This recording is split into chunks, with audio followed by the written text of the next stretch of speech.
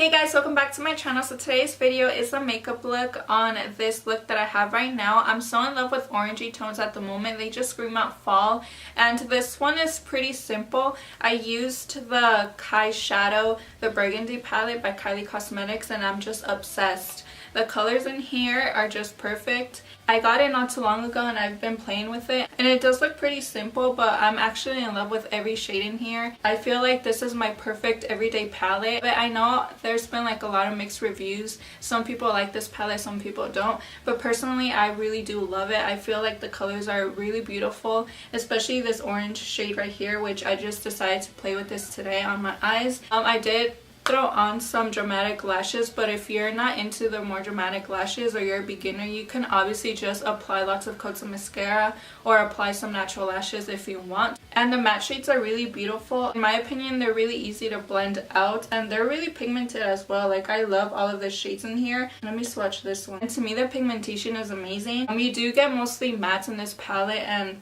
two shimmers, so if you're more of a shimmer girl, then you might not like this palette. And then this black shade, it is more of like a charcoal grayish black. It's not super black, but it's a really nice shade. And you can also use these bottom shades here to smoke out your eye look or to add a little bit more of depth. So to me, like I said, I really do love this palette. I have nothing bad to say. First, I was debating whether or not to get this palette, but I'm happy I did because, like I said, I haven't put it down. The only thing about this palette is I wish I had a mirror. I know everyone has mentioned that. I mean, you probably already have all of these shades in your collection already, but if you're a makeup junkie or you fall into the hype of Kylie's products, then you might want this. I don't think it's a need or you must have it or you must get it, but it's a really nice palette and I've definitely been enjoying it. But yeah, I just thought I'd give you guys my thoughts and opinions on what I think about this palette. So now let's get into the tutorial. Okay, starting off, I'm going to go ahead and prime my eyelids with my Too Faced Shadow Insurance to prevent any creasing throughout the day. Now, taking the bronze palette, I'm going to be taking the shade Jasper and just applying it to set to my eyeshadow primer. Now, taking the shade Tiger Eye, I'm going to be applying this as my transition shade. Moving on to the star of the show, I'm going to be taking this beautiful orangey shade called Citron and applying it to the outer corners and then bringing it a little bit into the crease.